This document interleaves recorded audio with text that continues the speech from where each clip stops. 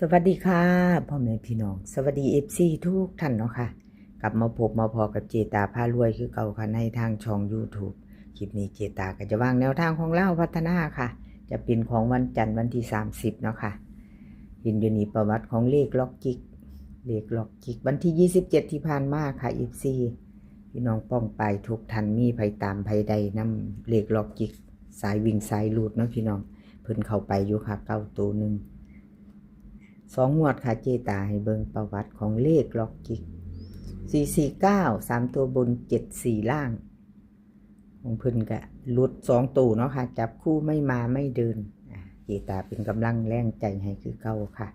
เลขล็อกจิกสาวน้อยหน้ามนคนน่ารักคนขยันค่ะเลขล็อกจิกสาวน้อยหน้ามนคนขยันเนาะเอามาตามกันต่อค่ะวันที่30แนวทางใหม่ของเพิ่นเก่าหลุดไปใหม่มาเนาะค่ะวิ่งรูดเพิ่นให้มา7ตัวเดียว2ตัว4หาง70 76 73 79ค่ะเบิ้ล77หางเดียว3ตัว2หางค่ะ3ตัว2หาง876 870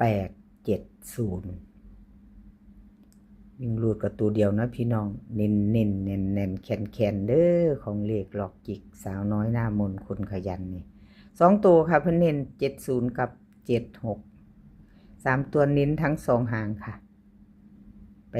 876 870วงกลมให้ทั้ง2หางเนาะ3ตัวของสาวน้อยหน้ามนคนน่ารักเลขหลอกจิกค่ะ FC เพิ่นก็ลุ้นลามเนาะเลขหลอกจิกขอบุญขอบคุณหลายๆค่ะเลขล็อกจิกที่ให้แนวทางมาวางทางช่องของเจตาโดยดีเสมอมากค่ะเพิ่นก็ให้เจตามาตลอดเนาะค่ะครับขอบพระคุณเป็นอย่างสูงไม่มีแนวทางก็ไม่มีช่องเนาะพี่น้องแล้วก็ FC นำเนาะผู้เข้ามาติดตามรับชมรับฟังมากดไลค์กดแชร์ให้เจตาครับขอบพระคุณเป็นอย่างสูงค่ะไปน้ำกันให้กำลังแรงใจกันคือเก่าเนาะค่ะบ่ว่าจะเขาจะลุดเนาะครับขอบุญขอบคุณเลขล็อกจิกหลายๆค่ะสาวน้อยหน้ามนคุณน่ารักเอาแคปหน้าจอแล้วไปต่อค่ะแคปหน้าจอไปพี่น้องแคปหน้าจอแล้วไปเป็นของใครเนาะค่ะหน้าจอแล้วมาต่อด้วยเซียนหนุ่ม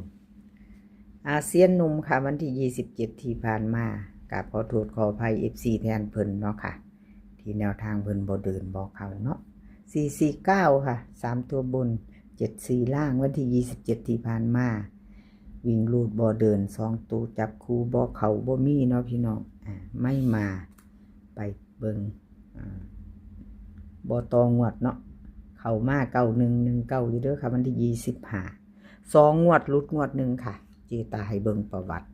FC พิจารณา2งวดหลุดไป1งวดเนาะพี่น้องเซียนหนุ่มFC เซียนหนุ่มเป็นยังไงมาตามต่อไปใหม่FC เพิ่นหลายค่ะเซียนหนุ่มมาพิจารณาไปใหม่เนาะค่ะน้ำกันวันที่30เนาะไปต่อน้ำกันมาไปต่อค่ะเซียนหนุ่มวิ่งรูดเพิ่นให้มา9กับ8ค่ะ2ตัว4หาง81 84 92 95ค่ะเบิ้ล99กับ88 3ตัว3หางค่ะ098 095 998วิ่งรูดเพิ่นเด่นค่ะ8กับ9วงกลมให้ทั้ง2ตัวเด้อค่ะสายวิ่งสายรูดของเซียนหนุ่มเน้นค่ะเพิ่น92กับ95 3ตัวเน้น2หางค่ะ098 095พิจารณาเบิ่งใหม่เนาะพี่น้องไปต่อกันวันจันทร์ที่30เนาะค่ะเซียนหนุ่มFC เซียนหนุ่มแคปหน้าจอค่ะไปลุ้นกันต่อไปใหม่เนาะค่ะเก่าหลุดไปใหม่มาเนาะค่ะไปต่อเจตาเป็นกำลังแรงใจให้คือเก่าเด้อค่ะกราบขอบคุณขอบคุณเซียนหนุ่มหลายๆที่ให้แนวทางมาวางทางช่องของเจตาโดยดีเสมอมาค่ะกราบขอบคุณเป็นอย่างสูงมาไปต่อค่ะมาไปต่อเลขทุกตัวเอามาวางเพื่อเป็นแนวทางโปรดใช้วิจารณญาณในการรับชมเป็นอย่างสูงค่ะรับชมรับฟังเป็นเพียงแนวทางเนาะค่ะพี่น้องหลุดไปกับขอโทษขออภัย เห็นอยู่นี่ประวัติของผู้ผาพาปังค่ะวันที่27ที่ผ่านมาเนาะเขาไปวิ่งลูดตัวหนึ่งเนาะค่ะเล่าพัฒนา27ออก447ค่ะล่าง74เพิ่นเข้าไปอยู่ตัวหนึ่งค่ะพี่น้องเข้าไปวิ่ง2ตัวบ่เดินบ่มาเนาะพี่น้องบ่มีกับขอโทษขออภัยแทนผู้ผาพาปังค่ะขออภัย FC หลายๆเนาะแทนเพิ่นมาเบิ่งอีกงวดนึงค่ะเจตายเบิ่ง2งวดวิ่งลูดของเพิ่นยังเดินอยู่เนาะพี่น้องผู้ผาพาปังเนาะ2งวดเพิ่นก็ยังมาอยู่ค่ะงวดละตัวสายวิ่งสายลูดยังมาให้เห็นอยู่เนาะพี่น้องก็ถือว่าดีอยู่เนาะถือว่าเดินนะ2งวดเนาะถือว่าเดินอยู่2งวดเพิ่นก็ยังมาให้เห็นอยู่ค่ะวิ่งลูดเพิ่นผู้ผาพาปังค่ะไปต่อกันผู้ผาพาปังลาวพัฒนาเด่นเพิ่นให้มากค่ะวันที่30ให้เด่น3ตัว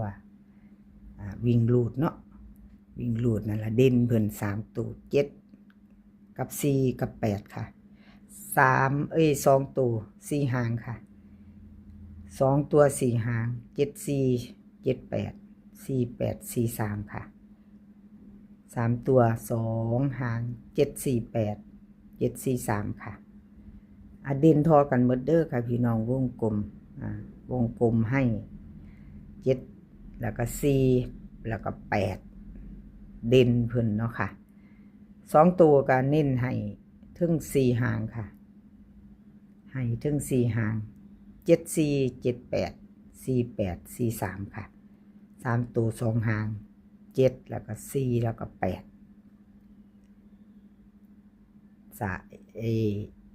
743ค่ะ3ตัว2หางเพิ่นเน้นให้เนาะผู้พาปังใครจะต่อเตรียมแคปหน้าจอค่ะกับขอบคุณผู้พาปังหลายๆค่ะที่ให้แนวทางมาวางทางช่องเนาะกับขอบพระคุณเป็นอย่างสูงไปต่อค่ะมาต่อเป็นของเซียนซุ่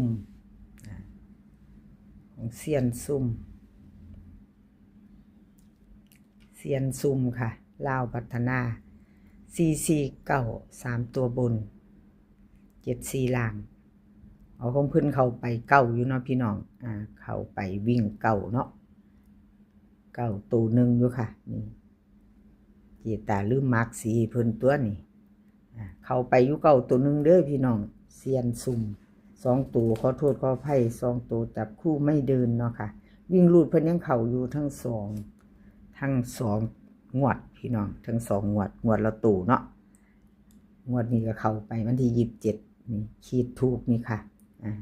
ขออภัยที่เจตาลืมมาร์กสีเพิ่นขออภัยหลายๆแต่ขีดถูกอยู่ค่ะมาอยู่เก้าบนเนาะวิ่งลูดกับขอบคุณเซียนซุ่มหลายๆค่ะที่ให้แนวทางมาวางทางช่องของเจตามาไปใหม่ไปต่อวันที่30เตรียมแคปหน้าจอค่ะ FC เซียนซุ่มลาวพัฒนาค่ะวิ่งลูดเพิ่นให้มา6กับ7 2ตัว4หาง6 7 6 8 7 8 7 9ค่ะเบิ้ลค่ะ6 6 7 7 3ตัวค่ะ3หาง5 6 7 5 6 8 6 7 8ค่ะวิ่งลูดเพิ่นเด่นทอกันเด้อค่ะ6กับ7 2ตัวเน้น6 7กับ7 8ค่ะ3ตัวเน้นทั้ง2หาง3หางเน้น2หาง5 6 7 6 7 8ค่ะเอาไปจะต่อกับเซียนซุ่มแคปหน้าจอเนาะค่ะแคปไว้ไปรุ่นกันไหมค่ะพี่น้องยังก็เกิดขึ้นได้เนาะเกิดขึ้นได้สำหรับแนวทางเนาะค่ะมีเขามีหลุดแล้วก็มาอะไรก็เกิดขึ้นได้คือว่าใครจะรุ่นต่อไปต่อชอบก็จัดขัดก็ผ่านเนาะพิจารณาแล้วก็แคปหน้าจอไว้เนาะค่ะพี่น้องแคปหน้าจอไว้ FC เซียนซุ่มค่ะกับขอบคุณเซียนซุ่มที่ให้แนวทางมาวางทางช่องของเจตาเนาะค่ะกับขอบคุณเป็นอย่างสูงคลิปนี้ขอให้พี่น้องโชคดีกับเราพัฒนาเป็นวันจันทร์ที่30ค่ะ20:30นให้โชคดีกันทุกคนมื้อนี้ก็ขอให้มีความสุขค่ะขอให้สุขภาพร่างกายแข็งแรงเดินทางไปไสก็ขอให้ปลอดภัยค่ะปลอดภัยไว้ก่อนเนาะ เดินทางไปก็ขอให้มีโชคกลับมาขอให้มีชัยคลิปหน้าพอกันไหมค่ะคลิปนี้ก็สวัสดีค่ะ